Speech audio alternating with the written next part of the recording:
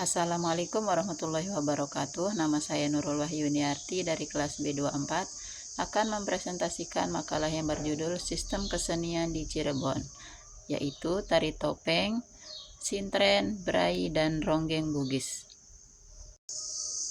Kesenian yang pertama adalah tari topeng. Tari topeng Cirebon muncul pada abad 10 hingga 16 Masehi. Pada masa kerajaan Jenggalan dengan pemerintahan dipimpin oleh Prabu Amiluhur atau Prabu Panjidewa. Tarian ini masuk ke Cirebon lewat seniman jalanan.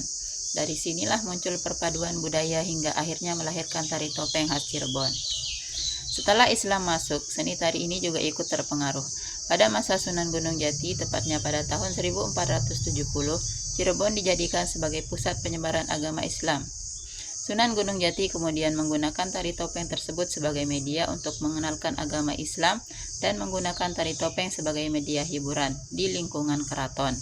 Tari ini juga menjadi pedoman dan dasar dari terbentuknya tarian lain seperti tari topeng Panji, tari topeng Rumyang, tari topeng Kelana, dan lainnya.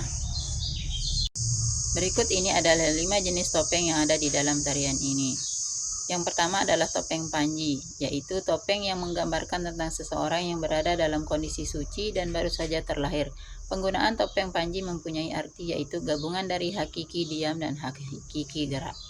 Topeng Samba yang menggambarkan tentang seseorang yang sedang memasuki fase kanak-kanak, karena berperan untuk mewakili anak-anak. Maka gerakan yang dilakukan oleh topeng ini begitu lincah dan juga lucu, mirip seperti kelakuan anak-anak. Selanjutnya yaitu topeng Rumyang, yaitu sebuah gambaran tenaga seseorang yang telah memasuki dunia remaja. Penari yang menggunakan topeng ini akan membawakan sebuah gerakan yang mengandung pesan apabila semua manusia seharusnya berbuat kebaikan. Selanjutnya yaitu topeng Tumenggung, memiliki makna yaitu sebuah gambaran tentang seseorang yang memiliki sifat tegas dan juga berbudi luhur.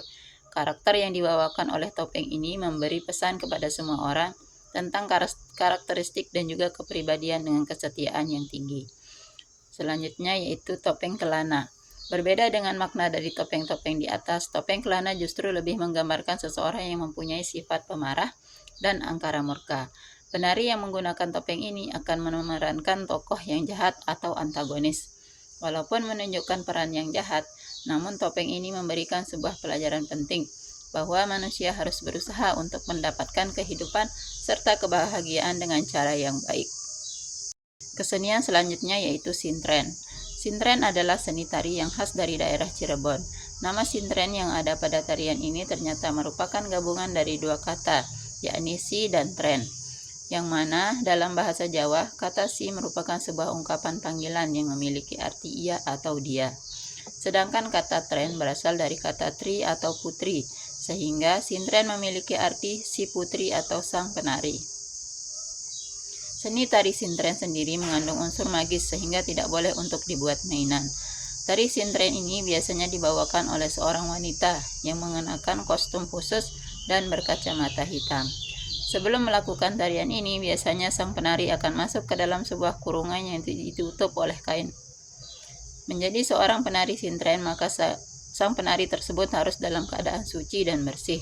Sebelum melakukan pementasan, maka sang penari harus melakukan puasa terlebih dahulu dan menjaga agar tidak berbuat dosa. Hal ini ditujukan agar roh tidak akan mengalami kesulitan untuk masuk dalam tubuh penari. Menurut Ki Mamat yang merupakan dalang sintren dari Sanggar Tari Sekar Pandan, Kesultanan Kacirebonan, nilai-nilai dakwah Islam yang dibawa oleh pagelaran sintren adalah ranggap atau kurungan ayam. Bentuk kurungan ayam yang melengkung berusaha mengingatkan pada manusia yang menyaksikan bahwa bentuk melengkung itulah bentuk dari fase hidup manusia. Namun setelah berada di puncaknya, manusia kembali lagi ke bawah. Dari tanah kembali menjadi tanah, dilahirkan dalam keadaan lemah akan kembali pada keadaan yang lemah pula. Yang kedua adalah duit atau uang. Uang yang dilempar membuat penari sintren langsung jatuh lemas, bermakna di dalam kehidupan manusia, jangan selalu mendahulukan duniawi terlalu. Serakah ke duniawi akan membuat manusia jatuh. Kesenian selanjutnya adalah berai. Berdasarkan sejarah, kesenian berai menurut Wahidin diperkirakan muncul sekitar abad ke-14 Masehi. Bentuknya berupa nyanyian yang dibawakan sekelompok masyarakat dan dinyanyikan secara berbarengan. Kemudian kesenian ini digunakan sebagai media penyebaran agama Islam. Oleh karena itu, syair lagu yang dinyanyikan dalam kesenian Brai berisikan puji-pujian dan ajakan mendekatkan diri kepada Allah Subhanahu wa Ta'ala. Di samping sebagai sebuah kesenian dan media penyebaran agama Islam, Brai rupanya lahir dari akulturasi budaya Cirebon dan Arab atau Timur Tengah. Ini terlihat dari adanya penggunaan syair bahasa Arab dan Cirebon yang saling berkaitan satu sama lain.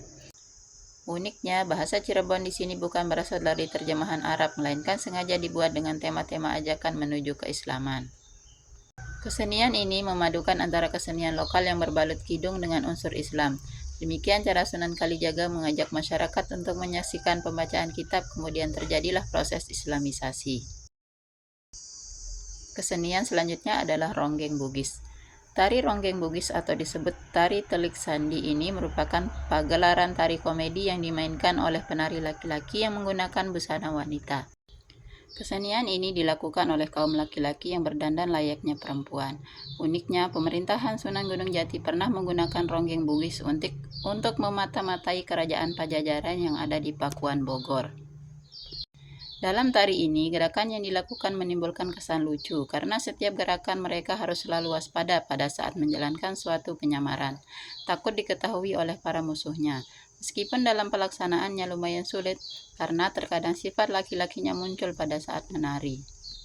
Sekian, wassalamualaikum warahmatullahi wabarakatuh.